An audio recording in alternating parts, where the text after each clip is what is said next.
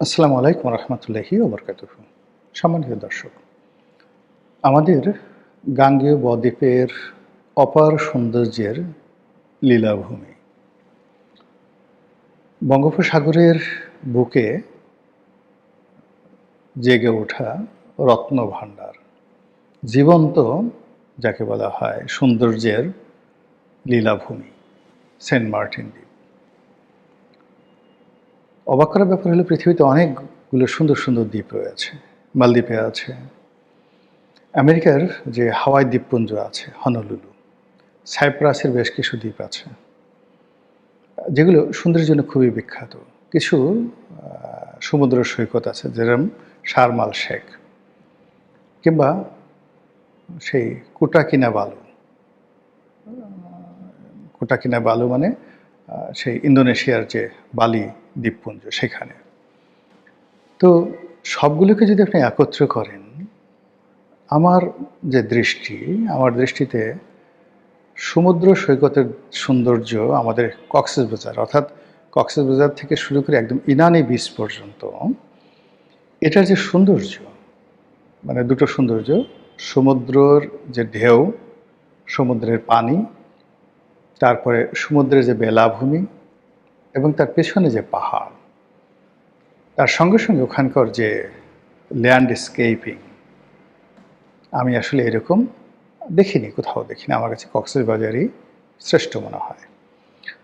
আর Saint মার্টিনকে আমার মনে হয় প্রকৃতির এক অপার বিস্ময়। এখানকার নীল জলরাশি, এখানকার প্রাণীদের বৈচিত্র্য, এবং এখানে যেভাবে এই দ্বীপটি সমুদ্রের বুকে জেগে উঠেছে, এটা যে কনস্ট্রাকশন, মাটির যে গঠন, পৃথিবীতে এটা দ্বিতীয় পিস আর নেই। তো আমাদের দেশের মানুষ সেখানে যায়, সারা দুনিয়া থেকে মানুষ আসে। সেন্ট মার্টিন সেই সেন্ট মার্টিন নিয়ে কিছুদিন যাবৎ লঙ্কাকাণ্ড ঘটছে। যখন শেখ হাসিনা জমানা ছিল, তিনি বারবার বলছিলেন যে এখানে আমেরিকা ঘাঁটি করতে চাচ্ছে, আমার কাছ থেকে সেন্ট মার্টিন কিনে নিতে চাচ্ছে, অনেকটা দিয়াগো গার্সিয়ার মতো, অনেকটা গ্রিনল্যান্ডের মতো, অনেকটা সেই যে আমেরিকা তো অনেক কিছু কিনে নিয়েছে। তো যাই হোক, তারা এইভাবে সেন্ট মার্টিন কিনতে চাচ্ছে, দখল করতে চাচ্ছে, লিজ চাচ্ছে, আর আমি সেটা দিচ্ছি না বলেই আমাকে তারা ক্ষমতায় রাখতে চাচ্ছে না। তো এই যে শেখ হাসিনার বক্তব্য, তিনি বলেছেন যে আমি মরে গেলেও সেন্ট মার্টিন দেব না, আমি বঙ্গবন্ধুর কন্যা, আমার দেশের 1 ইঞ্চি জায়গা বিদেশকে লিজ দিয়ে আমি ক্ষমতায় থাকতে চাই না। এখন আমরা তখন বলেছিলাম এটা ন্যাকামো, এমনি সে ক্ষমতায় থাকতে চায় না। আমেরিকার সাথে তার যে সম্পর্ক, আমরা কত যুক্তি দাঁড় করালাম যে আমেরিকা কেন সেন্ট মার্টিন চাইবেন, তাদের যুদ্ধজাহাজ এখানে আসতে পারবে না, এখানে ড্রাফট না, ইত্যাদি ইত্যাদি নানা রকম কথাবার্তা বলে বাংলাদেশে যারা আমেরিকান এই আলী রিয়াজের মতো যারা লোকজন আছেন, তারা যে সকল যুক্তিতর্ক দিলেন, আমরা বললাম হ্যাঁ, বৈজ্ঞানিক ব্যাখ্যা আছে বটে, এটা তো খুবই সত্য কথা। কেন আমেরিকা এখানে আসবে? আমেরিকা এখানে এসে তার লাভ কী? বাংলাদেশ থেকে কী নেবে? মায়ানমার থেকে কী নেবে? ইত্যাদি ইত্যাদি নানা রকম কথাবার্তা বলে আমরা বেচারি শেখ হাসিনাকে একেবারে নাস্তানাবুদ করে ছেড়ে দিলাম। বললাম যে আপনি অতীতে অনেক অভিনয় করেছেন, অনেক ন্যাকামি করেছেন, মাথায় পট্টি বেঁধেছেন, তসবিহ দিয়েছেন, তাহাজ্জুদ নামাজ পড়ার চেষ্টা করেছেন, আপনি ভোর রাতে জায়নামাজ খুঁজে পান না, এই সমস্ত কথাবার্তা বলে মানুষকে আপনি বিভ্রান্ত করার চেষ্টা করেছেন, এটা আপনার একটা অভিনয়। আল্লাহর কি লীলা খেলা, শেখ হাসিনার পতন হল। এরপরে পলিথিন আপা বা তার পলিথিন আপার যে দল, তারা ক্ষমতায় এলো। আসার পর আমরা সবাই জানলাম যে বাংলাদেশে যে ক্ষমতার পট পরিবর্তন হয়েছে, এটা মূলত মার্কিন ডিপ স্টেট পলিসির কারণে। আমেরিকা এই ডিপ স্টেট পলিসির মাধ্যমে হাজার হাজার কোটি টাকা খরচ করে বিভিন্ন দেশের যে রেজিম চেঞ্জ করে, সেই রেজিম চেঞ্জের অংশ হিসেবে শ্রীলঙ্কাতে তারা ক্ষমতা পরিবর্তন করেছে, পাকিস্তানে ইমরান খানের সরকারকে হটিয়েছে, আর বাংলাদেশে শেখ হাসিনা সরকারকে তারা ক্ষমতা থেকে হটিয়েছে। আর এই ডিপ স্টেটের এই কথা স্বয়ং ডোনাল্ড ট্রাম্প তিনি ফাঁস করে দিলেন। শুধু তাই নয়, এই ডিপ স্টেট কীভাবে কাজ করে, এখানে কত টাকা বাংলাদেশকে তিনি দিয়েছেন সেই কথাও তিনি বললেন। আর ডিপ স্টেট বিভিন্ন এনজিওর মাধ্যমে, তারপরে তাদের যে রাষ্ট্রীয় সংস্থা USAID তার মাধ্যমে, তাদের যে এনজিও অ্যাকশন-এইড তাদের মাধ্যমে, বাংলাদেশের অনেকগুলো অন্ততপক্ষে 100 এনজিও রয়েছে। এই বদমাইশগুলো এই সবসময় আমেরিকার টাকা খেয়ে এরকম নিজের মা বোনকে আমেরিকানদের হাতে তুলে দেওয়ার মতো জঘন্য অপরাধ, মানে আসলে সেন্ট মার্টিন দেওয়া বা দেশের মাটি দেওয়া, দেশের স্বার্থ বিদেশিদের কাছে জলাঞ্জলি দেওয়া, আর নিজের মাকে হানাদারদের হাতে তুলে দেওয়া, নিজের স্ত্রী বা কন্যাকে ধর্ষকদের হাতে তুলে দেওয়া এবং হাসি মুখে তুলে দেওয়া, এর মধ্যে আমি কোনো পার্থক্য দেখি না। জন্মভূমির মর্যাদা কোনো অংশেই মায়ের চেয়ে কম নয়। মানুষ মরণশীল, মা মারা যাবেন, কিন্তু জন্মভূমি থেকে যাবে। আর যারা মাকে ভালোবাসেন, এই পৃথিবী তাদের অনেককে হয়তো স্মরণ করেন, আল্লাহর আরশে আজিমে লেখা থাকে, কিন্তু যারা জন্মভূমিকে ভালোবাসেন কিয়ামত পর্যন্ত তাদের নাম থেকে যাবে। এই বাংলাকে যারা ভালোবেসেছিল, আমরা কি ইশাখাকে ভুলতে পারবো?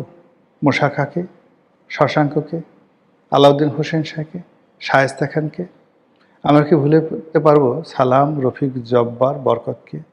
আমরা কি ভুলতে পারবো স্বাধীন যুদ্ধে, মহান স্বাধীনতা যুদ্ধের সেই বীর সেনানীদের, সেই বীরশ্রেষ্ঠদেরকে?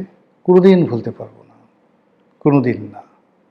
কাজেই একইভাবে আবার এই দেশের বিরুদ্ধে যারা কাজ করেছেন, আমরা কি মির্জাফর, রায়দুল্লাহ, পিয়ার লতিফ তাদেরকে ভুলতে পারবো?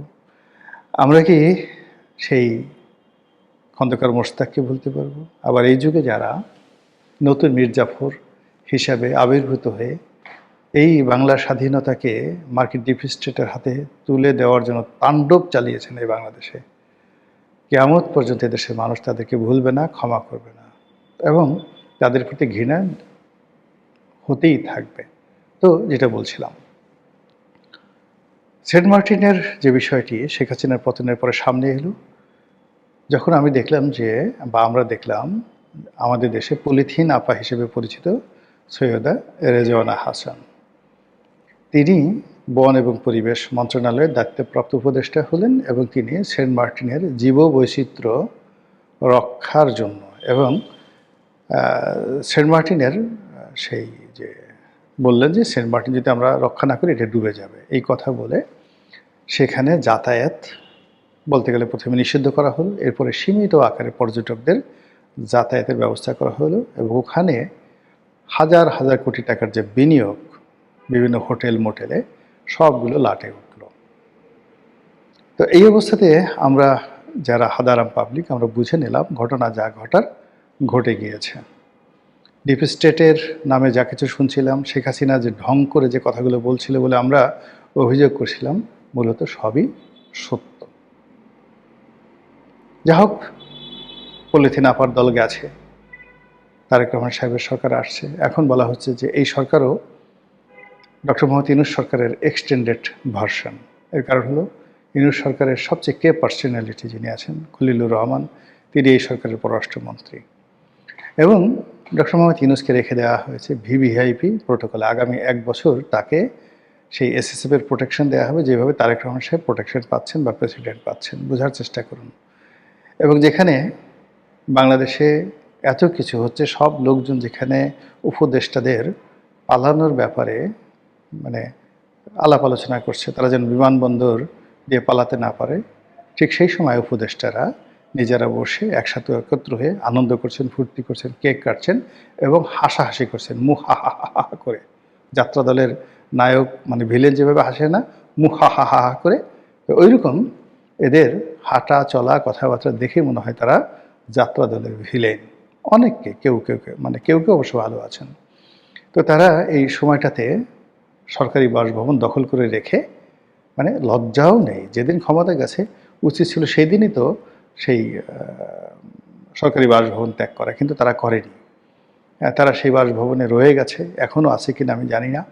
তো যাই হোক, সেখানে বসে তারা কেক কাটলো, সব কিছু কাটলো। ইট মিনস তারা যায়নি, এখনও শ্যাডো রূপে, ছায়া রূপে সরকারের উপরে তারা প্রভাব বিস্তার করছে, দেশের কলকাঠি নাড়ছে।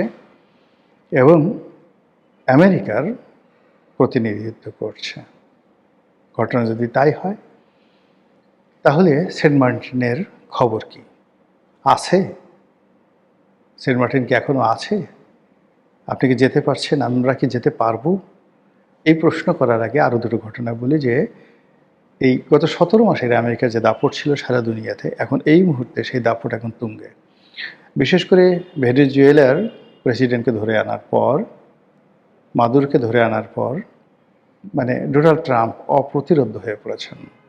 আর এখন যেভাবে ইরানের উপর তাণ্ডব চালাচ্ছেন, তাতে করে আমাদের বুক এতটা দুরু দুরু করে কাঁপছে যে এখন যদি সেন্ট মার্টিন আমাদের কাছে চাওয়া হয়, প্রতিবাদ তো দূরের কথা, সেন্ট মার্টিন বিনা বাক্যে, মানে কোনো রকম কথা ছাড়া, মানে কোনো রকম মূল্য ছাড়া এইগুলো লিখে দিয়ে আমরা করব কি, সেই ডোনাল্ড ট্রাম্পের দরবারে দলিল নিয়ে আমরা হাজির হব মাথায় করে। সেই দলিল মাথায় করে না হাজির হব, হুজুর এসেছি, এই নেন আপনার উপহার। এইরকম ভয়ের মধ্যে আমাদেরকে ফেলে দিয়েছে ইরানের এই যুদ্ধের ফলে। কাজেই সেন্ট মার্টিনবাসীর জন্য, সেন্ট মার্টিনের ভূমির জন্য, ওখানকার পশু পাখির জন্য একজন ক্ষুদ্র মানুষ হিসেবে দোয়া করা ছাড়া আমার মতো অধম বান্দার আর কী করার আছে। আল্লাহ আমাদেরকে হেদায়েত দান করুন এবং হেফাজত করুন। আসসালামু আলাইকুম রহমতুল্লাহি ওয়া বারাকাতুহু।